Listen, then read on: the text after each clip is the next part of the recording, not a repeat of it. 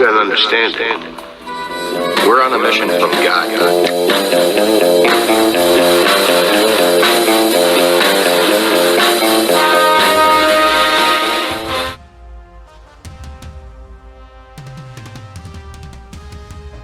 Well, good morning, friends. Mark Holmes here with my buddy Cowboy Joe Boo, as well as the Funky Chicken. And as always, I want to say thank you all for watching, commenting, subscribing, and being part of the Joe Boo Sports Report.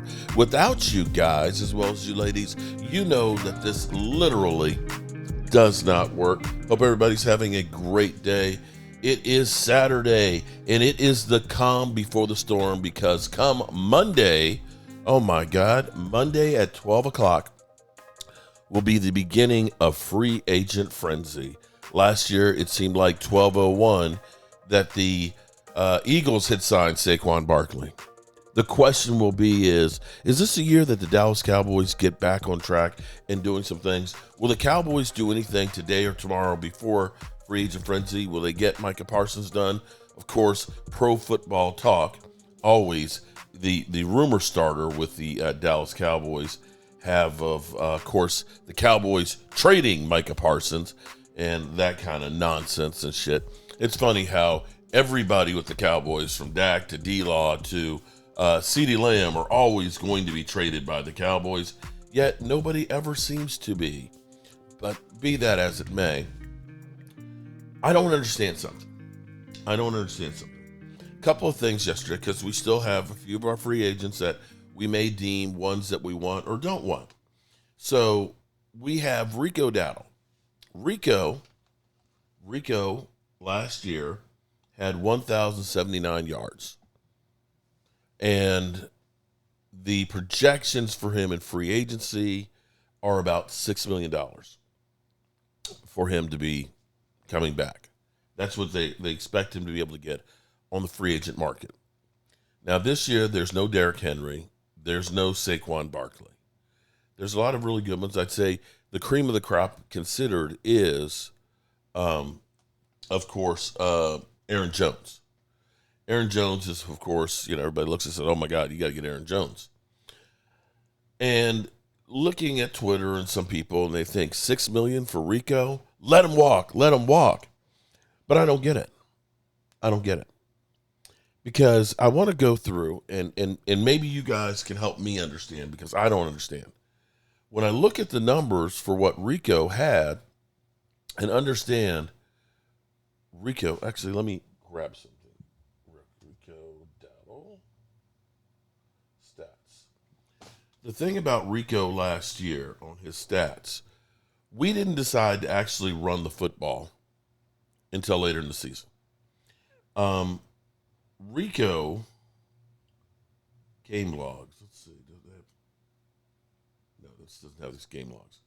Rico didn't really start getting enough carries until after Dak Prescott got hurt. So there was before the Dak injury and after the Dak Prescott injury. Now, Rico does not have a lot of miles on him. He's only got a little bit short of 1,500 yards in his career and 4 TDs, which is not a bad thing to not have a lot of wear and tear. But what he did with the 1,079 yards, knowing that we were really doing running back by committee, and we were trying Zeke, we were trying Dalvin Cook, and just really couldn't rush for more than 62 yards a game. And we had problems along our offensive line. Let's be clear here. I don't know that you can compare what the Minnesota Vikings were able to do versus what the Cowboys were doing with Cooper Rush and Rico and that offensive line. So let's look at something here. Let's go to the numbers. What the numbers have here is, of course, Saquon Barkley, 345 yards, attempts, 2,000 yards, 5.8. We're not even going to talk about this. Derrick Henry, 5.9 yards a carry, 1,921 yards. 2 phenomenal seasons. These are like historic type seasons. But both of those teams were great teams that could spread the field out. You had to worry about Lamar beyond just Derrick Henry. And I'll say that's the first time Derrick Henry has had a complement of weapons to really maximize what he's doing. That situation is nothing close to what the Cowboys have. Now, according to Pro Football Focus, Aaron Jones is the number one running back. James Conner is the second. Najee Harris, third. J.K. Dobbins, Devontae Williams, fifth. Nick Chubb, Kareem Hunt, then Rico Dowdle. So they're saying, as a free agent, Rico is the eighth best. But I'm not sure that that's really the case. Rico, if we look at the chart over here on the right, Rico only had 235 carries. That's 110 less than Saquon. Now, granted, Saquon did rush for 1.2 yards more, so he would have still, lapped him on there. But as I look at the numbers here, it's not that Aaron Jones was markedly better, per se. Aaron Jones, you could almost say Aaron Jones and Rico Dowdle's numbers are comparable because Rico actually averaged more yards per carry behind a shitty line on a team that quite often was behind in games and had to throw the ball more. You follow me? So 4.6 yards. Aaron Jones, 4.5. And let me go through, because this is actually kind of crazy when I start looking at this. When I look at the whole list here, none of the free agent running backs actually had more yards per carry than he did. For example, we let go Tony Pollard. He averaged 4.2. Najee Harris. And people will say, oh my God, we got to get Najee Harris. That'd be great. Well, you can get Najee Harris to go with Tony Pollard. I'd be happy about that. But he ended up having, like 30 more carries and still had less yards. He only has 4 yards a carry. J.K. Dobbins, where's J.K.? I don't know why I couldn't find J.K. Dobbins. Oh, here it is. J.K. Dobbins had the same as he did, fewer carries, 4.6. Still, you look at that and say it wasn't better than what Rico did. And if I take, let me pull this over here. Let's look at here. This is Aaron Jones versus Rico head-to-head. Aaron Jones had one more game, although we had some games with Rico. He only had about 8 carries. He did have more carries than he did, but he's only like 50 yards more. He had 3 more rushing TDs, but we sucked in the red zone. He did have more receiving yards by 150, but you can't look and say there was a major difference between what Aaron Jones did and Rico did. And understand, Minnesota played well last year, hence you would want to be running the ball more in the second half. You're going to get more opportunities, and you're grinding out the clock. The Cowboys, we just did not run the football. We did not run effectively, and our offensive line was shit. So there's a perception that Rico Dowdle, that he's a scrub.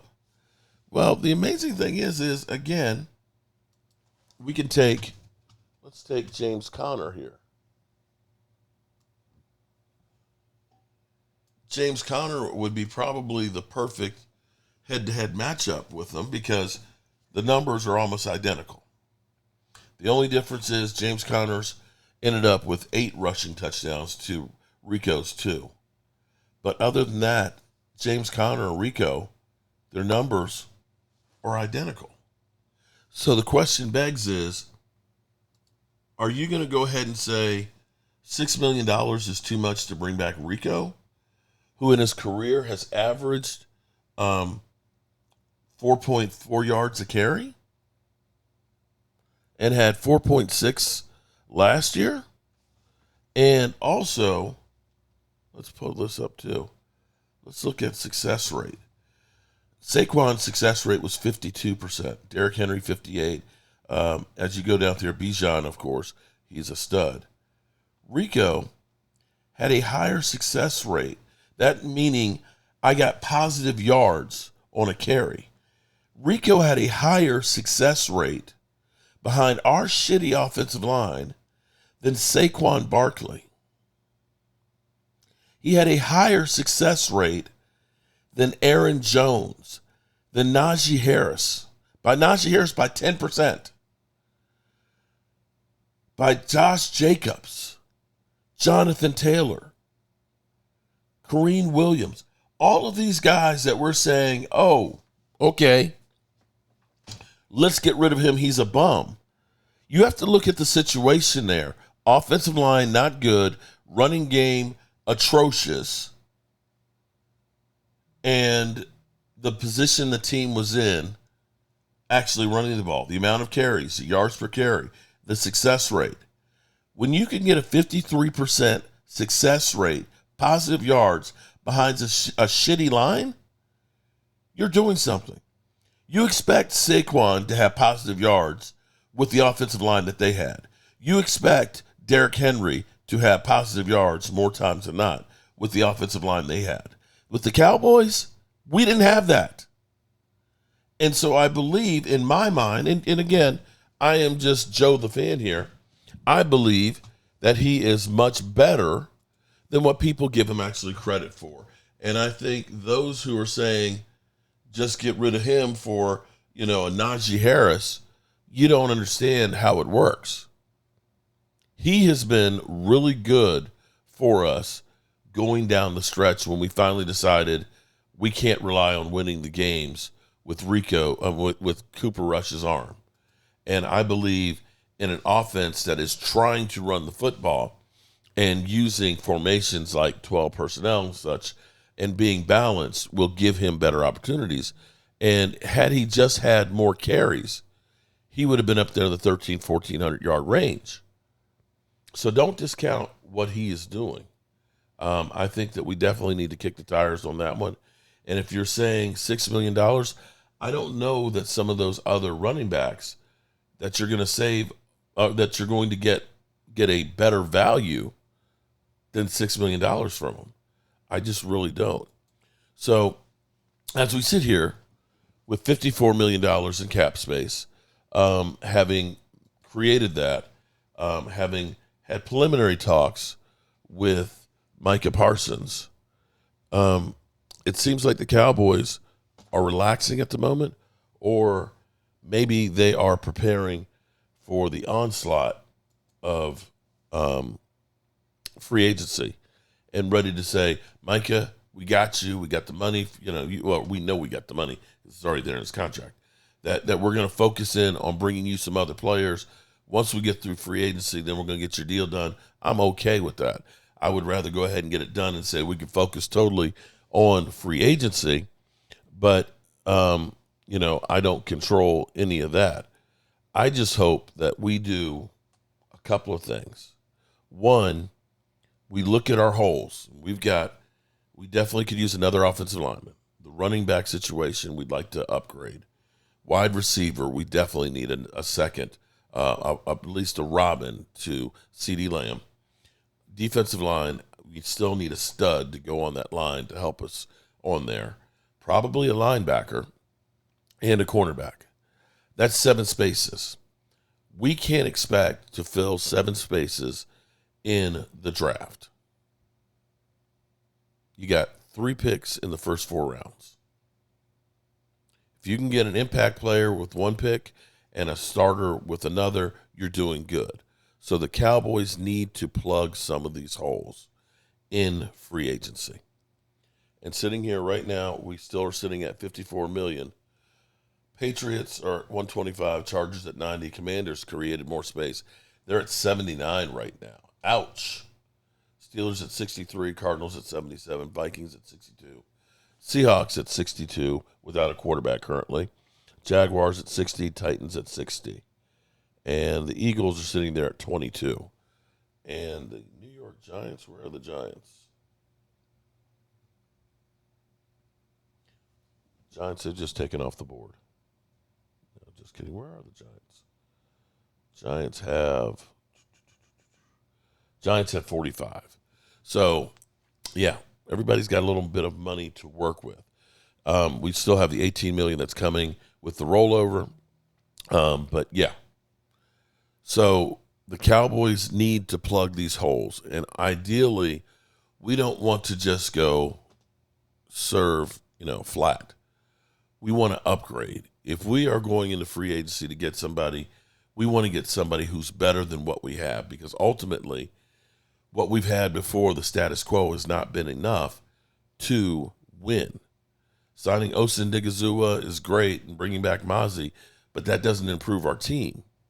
We need to bring in guys that are going to take us to the next level.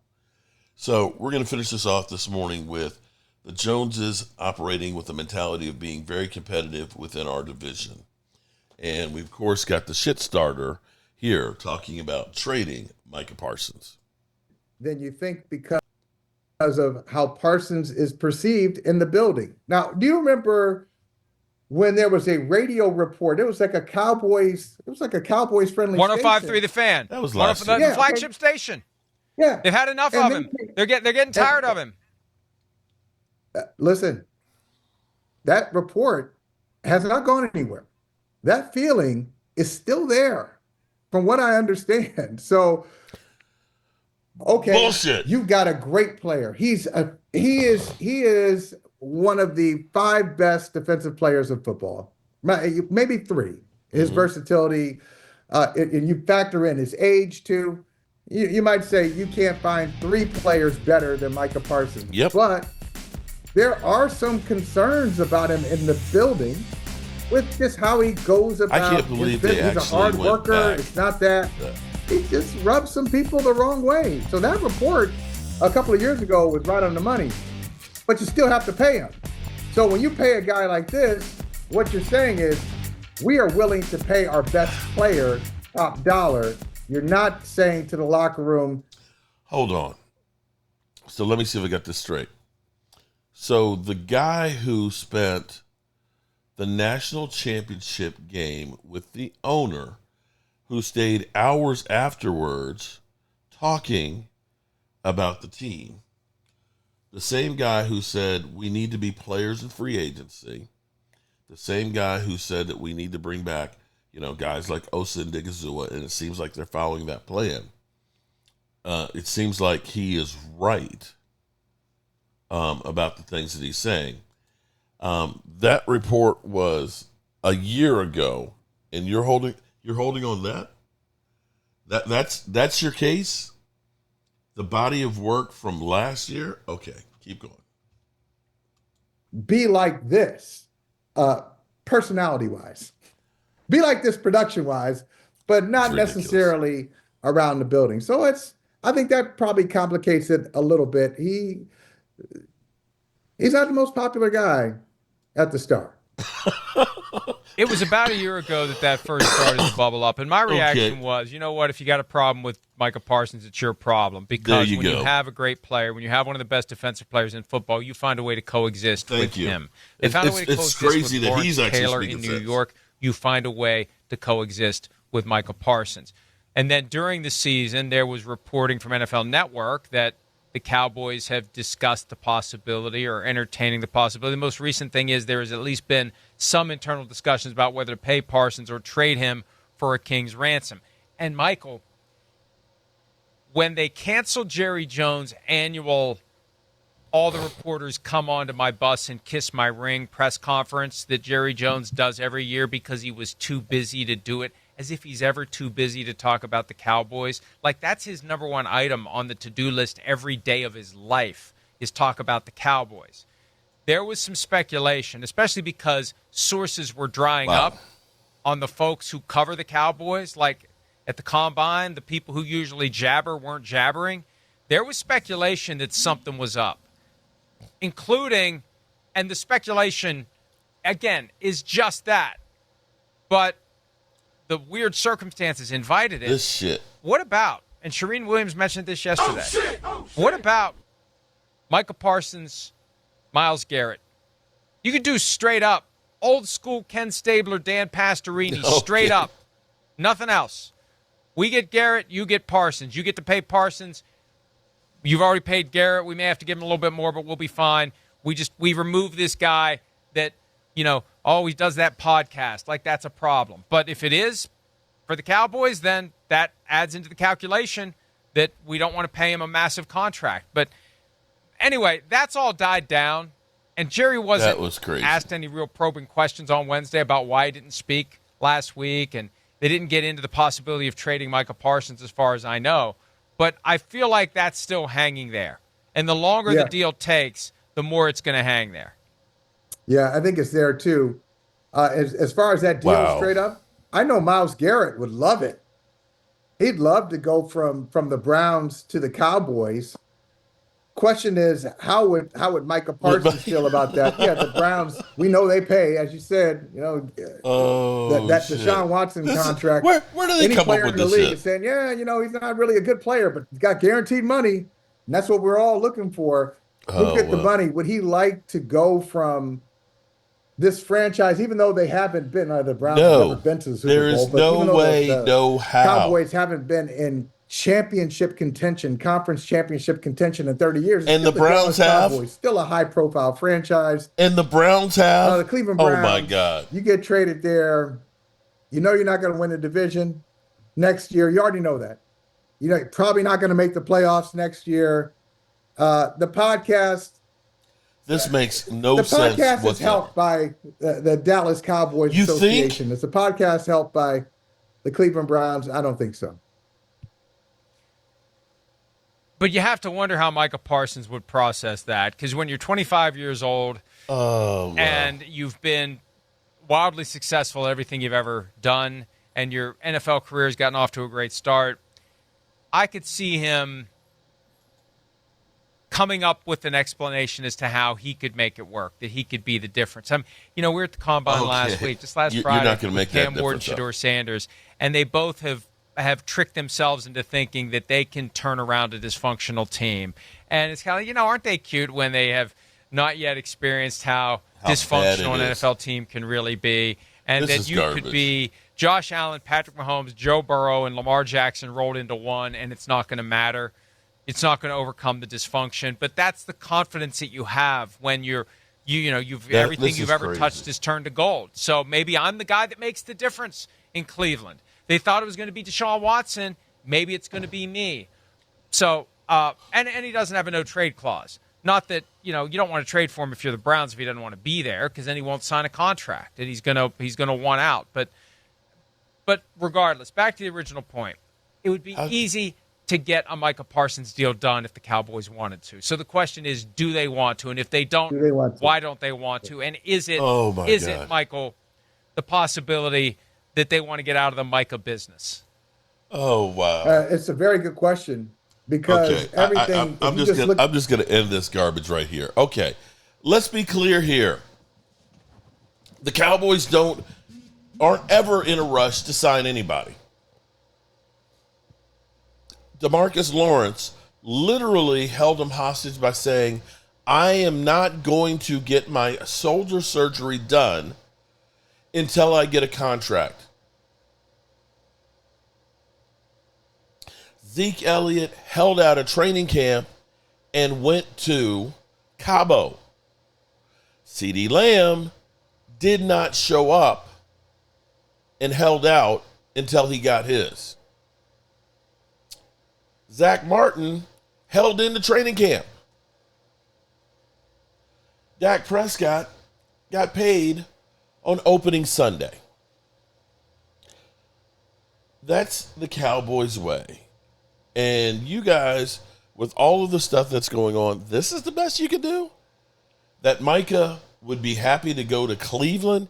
I pointed out, people, the reason why, if you're Micah Parsons, you can take less money and want to win is because of the star. This is what Stephen Jones was talking about, why Dak needs to take less money, because when you're the quarterback of the Dallas Cowboys, you can make money, with endorsements and things. And when you think about the amount of money, the Kelsey brothers, they signed a deal for $100 million for podcasting. He's the president of Bleacher Report, although they've screwed up the app. He's not getting, nobody cares. Nobody cares about you being in Cleveland. Cleveland has no quarterback, and they're a dysfunctional franchise. They're back to being the Cleveland Doo-Doo Browns. Micah Parsons wants to be here, and you pointed out, he's a top 3 defensive player, a generational talent. And he's a lot younger than Myles Garrett. This is what kills me about the traditional talking heads out here, that literally, a lot of times they just don't make sense. And the whole thing of, well, they freed up money, now they can sign Mike. No, that's money. The money they freed up is not for Micah. Micah's money is right there in the 5th-year option with the $25 million that they have as a cap hit. It's like the franchise tag, people. Wow. The shit that Mike Farello starts.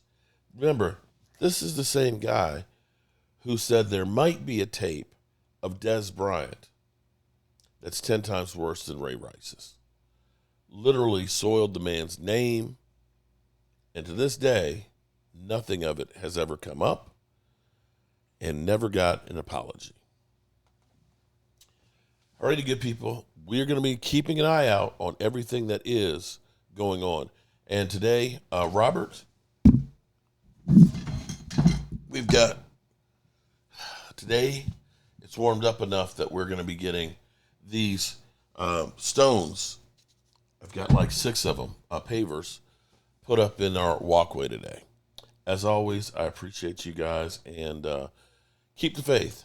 And let me say thank you, everybody who sent prayers for my dad. My dad he's doing better. He's got heart issues and things, and he's out of the hospital. But I'm dealing twofold here. My father-in-law is in hospice care, and I'll leave it at that. And he's had a great life, and definitely could use some prayers for him. Have a great day, good people, and I'll see you soon.